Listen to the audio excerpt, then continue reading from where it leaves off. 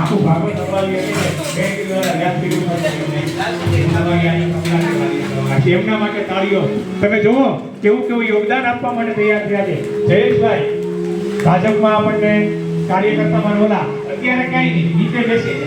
કાલ તો ગાંઠલું નહોતું, નીચે બેઠા હતા. ભીખુગીરી બીજે રહેવા ગયા. મને કીધું મુંજાતા નહીં, બધા મુંજાતા નહીં. હું આવી, હું એને ઘર પરિવાર ઉજાગર કરતા. અજયભાઈ અમે જ્યારે નક્કી કર્યું ને ત્યારે જયભાઈ અમારી સાથે બેઠા હતા.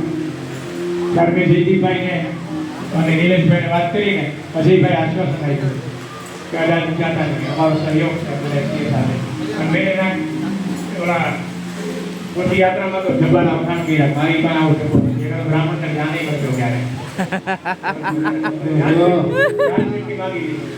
અને કમતી દર્શનમાં કઈ વાંધો નહીં આવી જાય.